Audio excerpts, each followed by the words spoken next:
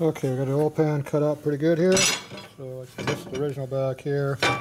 Obviously there's a hole there. So there'll be a bunch of trimming around here where the foot peg bracket goes. All this other stuff is the cross member.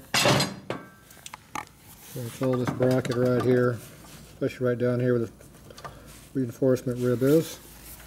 And now, goes right up in there. See, it's pretty tight up under there. Right there's a gap. Right now we are a little bit too far back to get my screws in here so I can tell for sure where we're at, but right now you can see how there's clearance up through there and that web coming down. And yeah, we got quite a bit over on that side for the motor to go up and down. We don't have quite as much right there where the foot peg is, so we'll probably have to do some more trimming in there, but once I get this bolted in, I'll see where we're at. So for now, I'm going to go ahead and get some screws, and then we'll see what this thing is like. Alright, I got a lot more cutting done on this pan. Cut this back a little bit, I'm going to cut it down 50 thou. That's to give us clearance right here in this frame rail right along in here where my finger is. Then I had to do a little more clearancing right over on this side for the foot peg bracket, which is sticking way up over there, way in the back. And then on this side, a lot of kickstand issues right here, which is all the bracket right there, and then when this goes back and forth like that, after our kickstand like that goes back, it's nailing the side of the pan and trying to break it. So we'll do a bunch of modifications there. So these are basically get dimples like this in here at an angle. Now for back here, we're going to have to make the pan a little bigger because we lost some volume. We're going to probably take something like this where they had a drop sump in the front. We're going to do a drop sump in the back. And I'm not sure how far we're going to drop it. And I want to have a drain plug here in the back somewhere, but I'd rather have it on this side than this side. That. Get the measure nets underneath, but that way when it's on the side stand, the whole pan will drain. This plug here is a transmission plug, and I think it's going to come up in the middle of where all these two frame brackets are, so I think we'll have access to that. So for now, I'm going to go ahead and bolt this up underneath the trailer there and see what we got this time.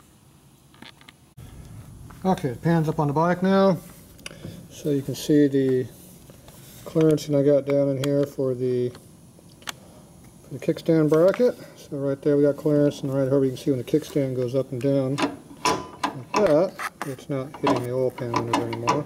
Got lots of clearance. Obviously when the kickstand goes up we have clearance, and you can see how that'll have plenty of clearance up by under that spring. So I got some clearance now up under here for the transmission to go up and down when it vibrates.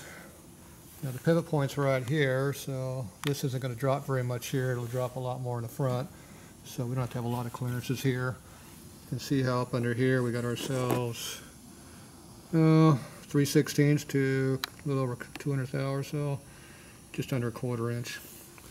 So that should give us quite a bit of clearance. The kickstand's not going to hit at all. As you can see, it's just, I got a lot of clearance I put into that, so if something happens up under here we still won't ever hit. So we got our aluminum swing arm right here, so we have no clearance issues with that. Up under here, lots of room. So we're going to have room to drop this back. We can drop this down. So it can come down quite a bit before we get down to the frame rail. So if we drop the thing back down a little ways, we should be all right. So that's what right now I'd rather have a drain plug over here on this corner, so when the bike's leaned over it'll drain all the oil out of the bike. And we just have a little sump that comes down. Right now we've lost about a pint of oil, maybe a little bit more, but definitely well under a quart. On the other side of the bike here, you can see how the bracket up under here is got some more clearance. Looks like I need to cut it enough right here. So you can see how it's real tight right there, so I have to cut that there a little more. But I got a lot of clearance over here on the web now. So, looks like I got one more trim cut to do up to right there. That'll be it.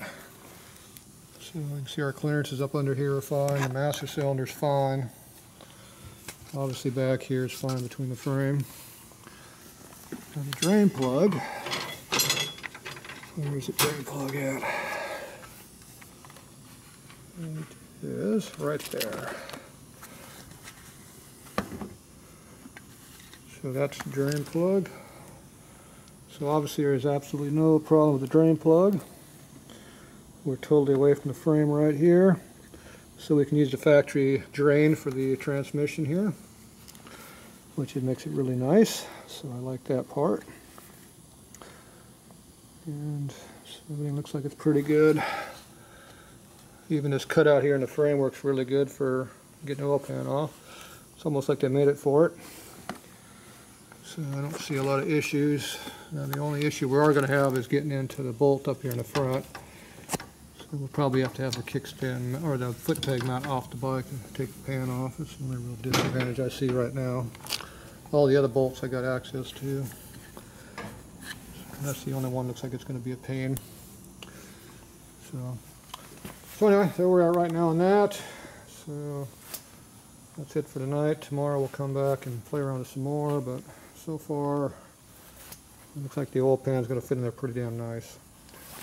So I have to make up a little spacer here so I can move the motor up and down and check my clearances under here, but except for that one right there next to the foot peg where I didn't cut enough, we're good.